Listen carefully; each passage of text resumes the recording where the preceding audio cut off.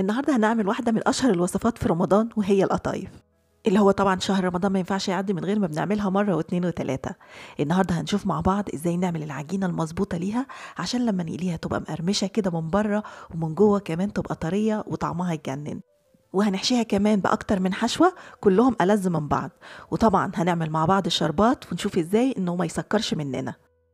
بس قبل ما نبدأ وصفتنا، لو أول مرة تشوفوني ما تنسوش تعملوا اشتراك وتفعلوا الجرس، وكمان لايك وشير للفيديو ده لو عجبكم. أول حاجة هنبدأ بيها هو الشربات عشان لازم يبقى بارد تماما لما نستخدمه بعد كده. شربات القطايف لازم يبقى تقيل، عشان كده هنستخدم كوبايتين من السكر وهنضيف عليهم كوباية وربع من المية، وممكن نكتفي بكوباية واحدة بس من المية. مش هنقلبهم خالص، هنحطهم على النار ونسيبهم لغاية ما يبدأوا ان هما يغلوا. وزي ما قلت ما بنقلبش تماما لغاية ما يبدأ ان هو يغلي، لان احنا لو قلبناه قبل كده ممكن ده يخليه ان هو يسكر بعد كده. اول ما يبدأ يغلي هنضيف عصير نص ليمونة، وفي الوقت ده احنا بقى ممكن نقلب ونتأكد ان كل السكر داب من تحت. اول ما يبدأ يغلي هنسيبه تقريبا حوالي 10 دقايق، وكده هيبقى تقريبا بقى جاهز. هنطفي النار ونضيف عليه نص معلقة صغيرة من الفانيليا ونقلبهم كويس ونسيبه على جنب عشان يبرد. طبعا الشربات وهو سخن بيبقى سائل شوية عن القوام اللي احنا عايزينه، لكن لما بيبرد بيتقل عن كده كتير. هو ده القوام المظبوط بتاعه وهو سخن. دلوقتي بقى نبدأ نحضر عجينة القطايف. هنحتاج كوبايتين من الدقيق ونكون نخلينهم من قبل كده، وكمان هنحتاج تلت كوباية من السميد اللي هو دقيق البسبوسة اللي هو الوسط، وهنضيف عليه معلقتين كبار من السكر، وكمان نص معلقة صغيرة من البيكنج باودر، وبنضيف عليهم ربع معلقة صغيرة من البيكنج صودا، ومعلقة صغيرة من الخميرة الفورية، وكمان نص معلقة صغيرة من الفانيليا، وعليهم معلقة كبيرة من النشا. واخر حاجة بنضيفها هي المية. احنا بنضيف كوبايتين ونص من المية اللي هي فترة شوية، ما بتكونش باردة وما بتكونش سخنة، تكون اللي هي دافية بسيط. وهنضرب كل ده في الخلاط حوالي 3-4 دقايق لغاية ما كل المكونات تمتزج مع بعض، ونتأكد ان الخليط بتاعنا وصل للقوام المظبوط بتاعه. هو ده القوام المظبوط للقطايف، هو أتقل حاجة بسيطة عن قوام عجينة الكريب. هنغطيه ونسيبه يرتاح ربع ساعة لغاية ما بنحضر الحشوة. احنا النهاردة هنعمل أكتر من حشوة. هنبدأ بالحشوة التقليدية المعروفة اللي هي كوباية من السوداني المطحون، هنضيف عليها معلقتين كبار من جوز الهند، وكمان رشة كده من الفانيليا. هنقلبهم كويس كده مع بعض، وبعد كده هنضيف المكون التاني اللي هيمسك كل المكونات دي مع بعض ويخليها متماسكة وهي محشية جوه القطايف. هنضيف حوالي معلقتين كبار من العسل النحل، او كمان ممكن نستخدم الشربات التقيل اللي احنا عاملينه، ممكن ناخد منه معلقة او 2 ونخلطهم كده مع المكونات بتاعتنا. كده اول حشوه جاهزه معانا. نبدا بقى نحضر الحشوه التانية وهي حشوه التمر، ودي بصراحه المفضله عندي. بنجيب التمر ونضيف عليه اي نوع مكسرات، سوداني او عين جمل، بكان اي حاجه. بعد ما بنضيف المكسرات بنعجنهم كده مع بعض، ممكن كمان نضيف رشه قرفه لو تحبوا. تالت حشوة معانا بقى، ودي لذيذة جدا جدا، هي حشوة الجبنة. هنجيب أي نوع جبنة، كريمي، جبنة كيري، المهم جبنة تكون كريمية وملح بتاعها قليل جدا.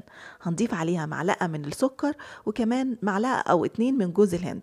أنا هنا مستخدمة تقريبا حوالي 150 أو 200 جرام من الجبنة الكريمي.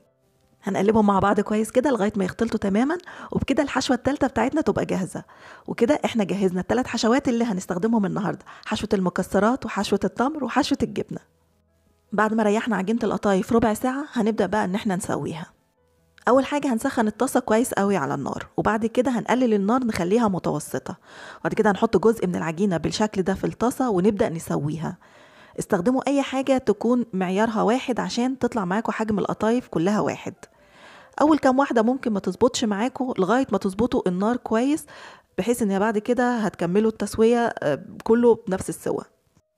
عشان تعرفوا ان القطايف استوت ولا لا، هتبقى ان هي بتتحول من اللون الابيض او اللون العجين ده للون البيج. هو بيبدا من بره بيدخل لغايه جوه كده في النص لغايه ما بيختفي تماما، زي ما انتم شايفين كده بالظبط. بدا اللون الابيض بتاع العجين يختفي. بعد ما بيختفي تماما بيبقى معنى كده ان القطايف كده استوت بالشكل ده. كل العجينة اتحولت للون البيج، وكده يبقى هي استوت. المفروض من تحت يبقى اللون بتاعها لون ذهبي كده، وفيها زي كنار او فيها زي خط ابيض من بره. نكمل بقى بقية تسوية العجينة بنفس الشكل. حاجة تانية ناخد بالنا منها من وقت للتاني، نتأكد ان الحرارة بتاعتنا لسه مظبوطة متوسطة، واللون من تحت لون ذهبي، لان احيانا بعد شوية الطاسة بتسخن زيادة حتى لو النار متوسطة، ساعتها ممكن نقلل النار شوية. حاجة تانية مهمة في تسوية القطايف، لما بنطلعها من الطاسة لازم بنحطها على فوطة ونغطيها بفوطة تانية بالشكل ده عشان تفضل معانا طرية وما تنشفش. كمان ما ينفعش نحطهم على بعض وهم سخنين، لان هم كده هيلزقوا في بعض. نحطهم الاول يبردوا وبعد كده نقدر نرصهم على بعض بالشكل ده. شايفين كوبايتين من الدقيق عملوا معانا كل الكمية دي. شايفين اللون بتاعها ذهبي حلو قوي، والكنار الابيض موجود من بره، ده دليل ان هي العجينة مظبوطة والتسوية صح جدا. بجد يعني عجينة روعة، وهتعتمدوها وهتعملوها على طول حتى لو مش في رمضان. ده شكل القطايف لما بتكون الطاسة لسه ما سخنتش كويس. شايفين عاملة ازاي اللون؟ وده اللون بقى لما الطاسة سخنت والتسوية بقت مظبوطة. نبدأ بقى نحشي القطايف بتاعتنا. هنمسك القطايف، ممكن نقفل حتة صغيرة فيها بالشكل ده ونحط جزء الحشوة اللي احنا عايزينه، ونبدأ نقفلها تاني بالطريقة دي.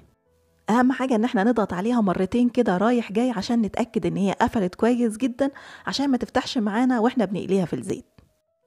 نكمل بقى حشو كل الكمية بالشكل ده، ونضغط عليها كويس واحنا بنقفلها عشان زي ما قلنا ما تفتحش معانا في الزيت لغاية ما نخلص بقى كل الكمية. لو عايزين بقى تعملوا القطايف العصافيري ممكن تعملوها بحجم اصغر من كده شوية، اللي هي بقى بتتقفل منها حتة صغيرة كده من تحت وبتتحشي بالقشطة وبتتاكل وهي نية كده، او يعني من غير ما تتقلي تاني في الزيت. لو عايزين نشيل جزء من القطايف في الفريزر بنشيلها وهي محشية بالشكل ده. بعد ما بنحشيها بنحطها في كيس كده راق واحد، ما بنحطهاش على بعض، ونحطها في الفريزر. كده القطايف جاهزة على التحمير، وكمان الشربات بتاعنا برد وتقل بالشكل ده. هنحط زيت في طاسة على النار ونخليه يسخن كويس قوي، والزيت يكون كتير، مش لازم يكون مغطي القطايف كلها، بس لازم يكون كتير شوية. نبدأ بقى نحمر القطايف لغاية ما تاخد اللون الذهبي الغامق او البني حسب ما احنا نحب. اول ما تاخد لون ذهبي بالشكل ده نقلبها عشان تاخد نفس اللون من الناحية التانية، وبعد كده لو عايزين نقلبها تاني نقلبها بحيث ان هي تاخد لون واحد من كل الجوانب. انا بالنسبة لي بقى اللون كده حلو جدا. هبدأ بقى اطلعها، مش قادرة اوصف لكم بقى مقرمشة ازاي، وبجد لونها يجنن. اول ما بطلعها من الطاسة بحطها في الشربات على طول، وبسيبها في الشربات لغاية ما تاني كمية تقرب تستوي بالشكل ده. بشيل اول كمية من الشربات واحط تاني كمية فيها. بعد ما بطلع القطايف من الشربات بحطها في مصفى كده عشان تصفي كمية الشربات الزيادة اللي فيها، وناخد بالنا ان احنا نحط تحت المصفى دي طبق عشان كمية الشربات اللي بتنزل من القطايف. كمان لما نقلي القطايف ما نحطش كل الكميات على بعض بالشكل ده، يعني احنا بس نحط الكمية كده تتصفى شوية ونشيلها، وبعد كده نحط بقية الكمية التانية في المصفى، لان احنا لو حطينا كله وبدأنا بعد كده نشيله من المصفى في الاخر، السخن اللي بنحطه من فوق هيطري الكمية اللي موجودة من تحت.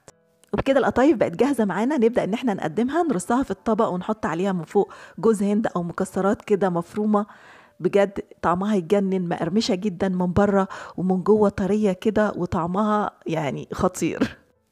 القطايف كانت لذيذة جدا، والحشوات التلاتة كانوا ألذ من بعض، وكمية الشربات اللي شرباها القطايف كانت مظبوطة جدا، فكانت التسكيرة بتاعتها حلوة قوي. يلا قوموا جربوا الوصفة دي، هستنى رأيكم، وكمان هستنى صور التطبيقات بتاعتكم على صفحتنا على الفيسبوك. وبالهنا والشفا مقدما لكل اللي هيجرب الوصفة، واشوفكم على خير الفيديو الجاي.